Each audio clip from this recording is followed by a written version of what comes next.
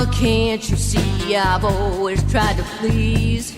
I wore ribbons and jewelry and makeup and perfume and dresses down to my knees. You said that it's a phase, just something I'd outgrow. But I got a girlfriend and she's got a lawn that I'd sure like to mow. Go on and wish that Brad Pitt would come along, but I prefer Madonna in a lacy thong. 'Cause I'm a lesbian, I don't like nothing swinging between their legs. Natalie Barney, or to give her full name, Natalie Clifford Barney, is often referred to as the Queen of the Paris lesbians. Natalie Barney was born in 1876 in Dayton, Ohio, a city that has produced more than its fair share of pioneers. The Wright brothers, Charles Kettering, and many others. Natalie wasn't an inventor, but in her own way she was a pioneer, blazing a trail that helped set the course for Western society in the 20th century. And all that she had to do was to be honest with the world about who she really was.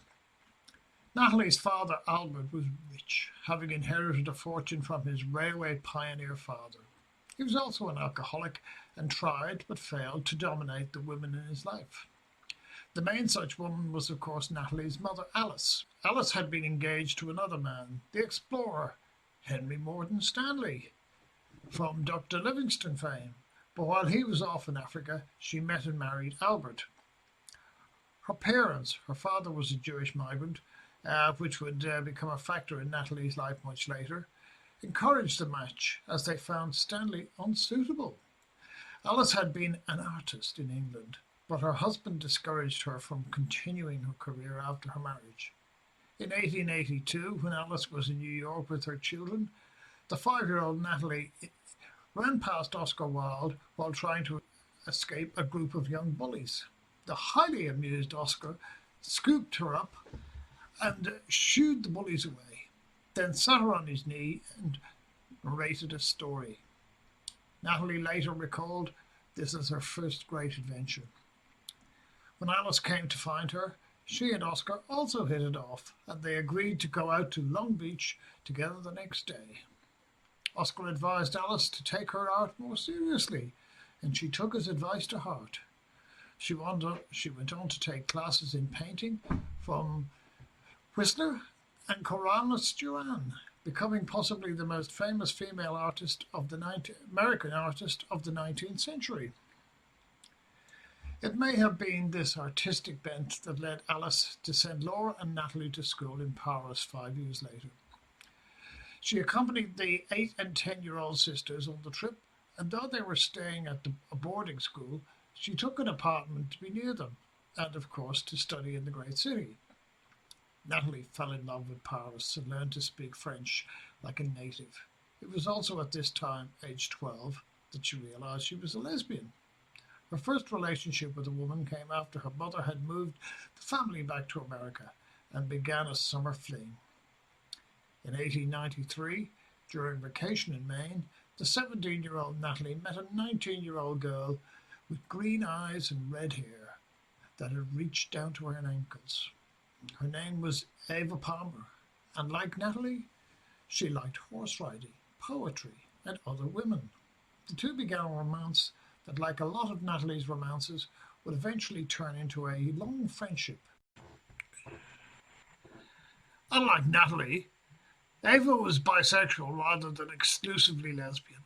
Her marriage to a Greek poet in 1907 led to the breakup of their friendship, though they did manage to reconcile much later in life. Natalie seemed to have a knack for managing to remain friends with her ex-lovers, which, given her rejection of monogamy, was fortunate for her. Alice returned to Paris in 1896 looking for treatment for her daughter Laura. She had injured her leg as a child and still suffered chronic pain. Natalie came to Paris with them, but set up her own household, first with Eva and then on her own. From this point on, Paris became, except for a few interludes, her permanent home. In 1899, she became well known in Paris when she had a brief affair with the famous courtesan Leanne de Pougy. Leanne, who had been born Anne-Marie Chassagne, was an occasional chorus girl who had become the premier demi-mondaine of Paree. Natalie saw her at a dance hall and decided to try to seduce her. To that end, she dressed in a page boy's outfit and turned up on Leanne's doorstep, proclaiming herself a messenger of love sent by Sappho. Leanne was charmed by her directness, and the two had a brief but passionate affair. They eventually split up because Natalie strongly disapproved of Leanne's sex work and sought to rescue her.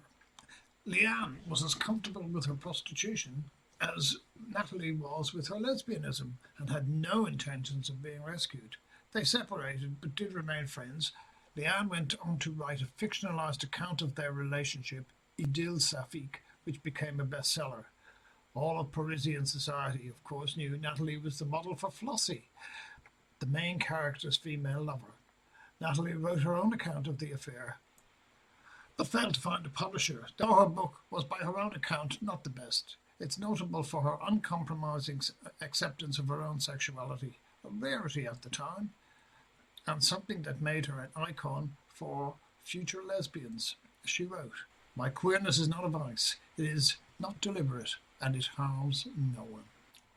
1899 was also the year her mother began hosting a salon in Paree. Salons had originated in the Renaissance Italy, but it was in Paree that they became an institution. A salon was basically a gathering of artists and art enthusiasts, with art defined broadly to cover painting, poetry, literature, and music. People would meet to exchange ideas and discuss each other's work. Young artists could find mentors or help. Older artists could pass on their skills and in return be respected for their accomplishments. The core of each salon was the salonier, the host, almost always female, who invited the guests and helped to ensure a collaborative atmosphere. Salons were originally the province of the aristocrats, an extension of the Renaissance pattern of patronage. By the 19th century, however, salons had become a more democratic affair. Natalie Barney's salon was artistically focused. Painters she admired, painters she had learned from, and their friends. It was never a major part of the Paree scene, but by demonstrating to Natalie the mechanics of the salon, it would have an immense influence. Around the turn of the century, Natalie met Renée Vivien, a symbolist poet. She was, despite her surname, actually British, although she had an American mother. She had been born Pauline Town, but on her father's death in 1898, she had inherited his fortune and used it to move to Paree. At the time, it was one of the few places on earth where you could live as an out lesbian without suffering persecution. The two women began a relationship, though one doomed from the start by Renée's self-destructive tendencies and Natalie's inability to commit to a monogamous relationship. Natalie was throughout her life both incapable of remaining faithful to a single partner and incapable of understanding why she should, or why they would want her to. In 1901, Renée left Natalie. Natalie was heartbroken and unable to accept the relationship was over. She spent years trying to win Renée back, unsuccessfully. In 1900, Natalie had her first book published, a collection of poems titled Quelques Portraits Sonnets de Femme. Her mother illustrated the book, reportedly unaware of the lesbian subtext. A newspaper in Washington caught wind of this and led a gossip column with the headline, "Sappho Sings in Washington." Alfred read this and was horrified. He had always been scandalized by his wife's artistic tendencies, but this was a step too far. He travelled to Paree and bought up all the copies of the book he could and destroyed them. This was just one of several indignities Alfred suffered. The same year, Laura converted to Baha'i faith. Alice would also later convert. The stress seemed to have shortened his life as he died in 1902. Natalie had been forced to use a pseudonym, Trife, for her writings before this. Trife is a Roman word that roughly means the demonstration of power through conspicuously extravagant spending. This may have been a dig at her father. But Alfred's death left her financially independent. It would be 40 years before circumstances would force her to compromise again. With her new personal wealth, Natalie began conducting a salon of her own. The focus was, naturally, on female artists and performers. Mata Hari was one of those who entertained Natalie's guests with risque performances. Natalie would often speak of Mata Hari later in life, and she did her best to counteract the popular image of her as a femme fatale with a more sympathetic view. Originally, these took place at the house in Neuilly, where she had shared with Eva. After Natalie's plan for an outdoor performance of her play, Equivoque, about the death of Sappho, was blocked by her landlord, she cancelled her lease and moved out. She relocated to a small detached house in the Rue de Jacob with a large private garden that included a Greek-style temple. Here was where Natalie would host her salons every Friday for many decades to come.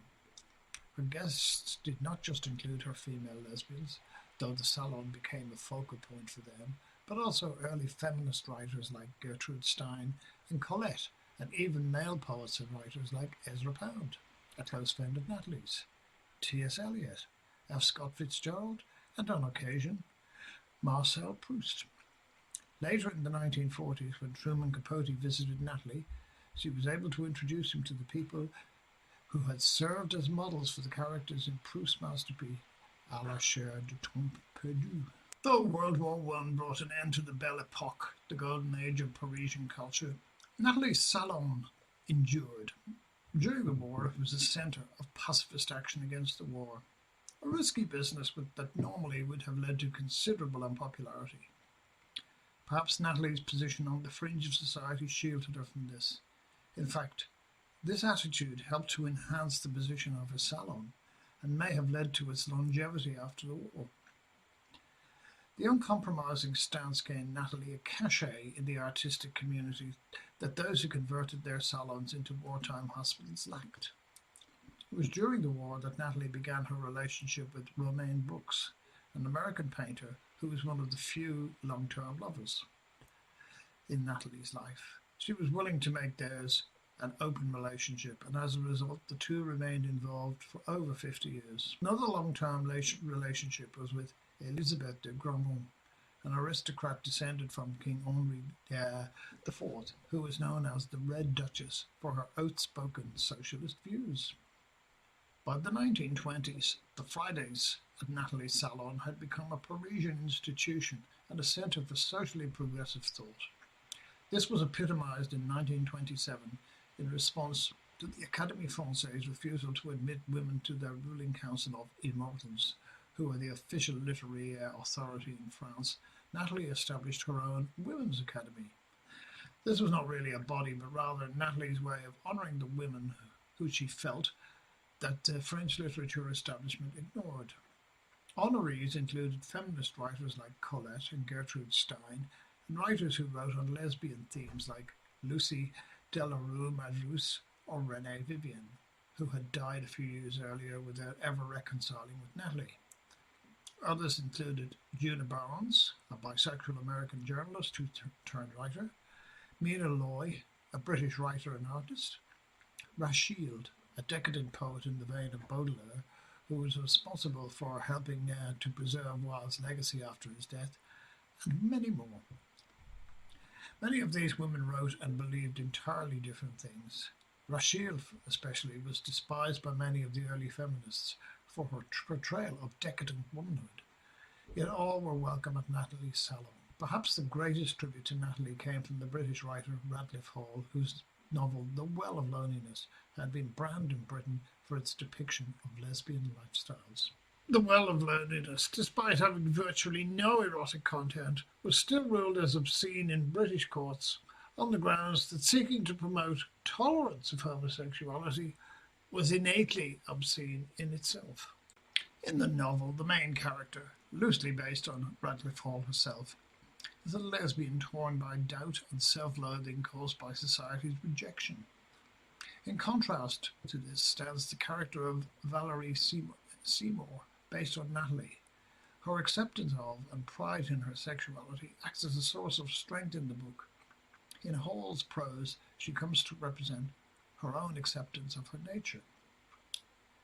For Valérie, placid and self-assured, created an atmosphere of courage. Everyone felt very normal and brave when they gathered together at Valérie Seymour's. There she was, this charming and cultured woman, a kind of lighthouse in a storm-swept ocean. The waves had lashed around her feet in vain. Winds had howled, clouds had spewed forth their hail and their lightning. Torrents had deluged, but had not destroyed her. These storm-gathering force broke and drifted away, leaving behind them shipwrecked, the drowning. But they looked up, the poor spluttering victims, and what should they see but Valérie Seymour? Then a few would strike boldly out for the shore at the sight of this indestructible creature. This then was what Natalie Barney became, a symbol that to be a lesbian was not necessarily to be a tormented, unhappy individual. Due to being banned in Britain, The Well of Loneliness became an underground bestseller in America, and indeed copies did turn up in the UK. Since few of the works celebrated in Natalie's salon were ever translated into English, the book became one of the few available in those countries to speak so unashamedly of the love that back then dared not speak its name. Outside of her salon, Natalie's life in the interbellum period was mostly occupied by her relationship with Dolly Wilde, niece of her childhood hero, Oscar. The pair met in 1927 when Dolly was in her early 30s and Natalie was on the point of turning 50. Their affair was best described as passionate and seems to have involved almost continuous argument. Dolly was an alcoholic and a heroin addict who suffered from severe depression. Natalie tried to save her, but once again she was faced with someone who did not want to be saved. The pair were separated in 1939 by the war, just after Dolly was diagnosed with breast cancer. She died in 1941, either of the cancer or of an overdose of sleeping pills. Dolly was not Natalie's only lover with Wildean connections. Natalie had a brief affair with Olive Custance, who went on to marry Lord Alfred Douglas. Wildean scholars will know him better as Bosie, the lover who prompted Wilde's disastrous libel trial. Natalie, as was her habit, remained close to Olive and actually became godfather to the couple's first child. In the run-up to the war, Natalie was openly anti-fascist, unfashionably so for her set, as some guests at the salon commented. When war broke out, she and Romain Brooks moved to Italy, where they found themselves trapped in 1940 when Italy joined the Axis powers. It was an extremely dangerous situation for an openly lesbian woman with a Jewish grandfather. As a result, Natalie was forced to toe the line and wrote several anti-Semitic and pro-fascist pieces, though she managed to avoid actually publishing any of them. When Germany occupied Italy in 1943 and began deporting Jews to the camps, Natalie managed to avoid deportation and reportedly used her American citizenship to save some of her neighbors. Later writers would use Natalie's writings during the war to accuse her of anti-Semitism, but her actions seemed to speak louder than her words on this occasion. It definitely seems to have come as a relief to her when the Allies liberated Italy in 1945. Following the end of the war, Natalie returned to Paris, though Romain chose to stay behind in Italy. She resumed her salons in 1949, though now she attracted writers more due to the legacy of her salon rather than its weight in literary circles. Truman Capote was a regular guest during this time, and when he lived in Paris, and Natalie's contemporary survivors of the old avant-garde, like Alice B. Toklas, also became fixtures on Fridays. She continued her Women's Academy, and one of those she chose, Marguerite Yourcenar, would actually go on to become the first female ever to become a member of the Académie Française, ruling immortals. She remained in contact with Romain Brooks, but as they aged, their relationship became more and more strained, caused naturally by Natalie's insistence on taking another lover. By Romain's death in 1970, the two had not spoken in some time, which is a source of great distress to Natalie. She died herself, Aged 95 years old in 1972 in her house in the Rue de Jacob and was buried in her beloved Paris. Natalie Barney's legacy was diminished, ironically, by her longevity. By living into the 1970s, she became a relic and was sorely neglected by the second wave of feminists who owed so much to her and her pioneering sisters.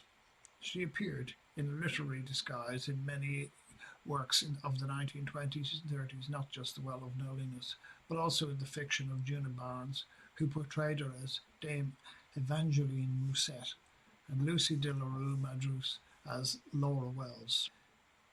It was Lucy who perhaps summed up Natalie's occasionally contradictory nature best. Perverse, dissolute, self-centered, unfair, stubborn, sometimes miserly, a genuine rebel ever ready to incite others to rebellion, capable of loving someone just as they are, even a thief. Indeed, it was Natalie's willingness to accept others, even as she accepted herself, that was her greatest legacy. She remains more obscure than she deserves, but in 2009, she did receive one oddly fitting tribute in the city of her birth. A plaque in Dayton, Ohio, honoring their unconventional daughter, became the first in the state's history to note the sexuality of the person it commemorated. Natalie, never ashamed of who she was, would have approved. Please, Mama, can't you see I've always tried to please? I wore ribbons and jewelry and makeup and perfume and dresses down to my knees. You said that it's a phase, just something I'd outgrow. But I got a girlfriend and she's got a lawn that I'd sure like to mow. Go on and wish that Brad Pitt would come along, but I prefer Madonna in a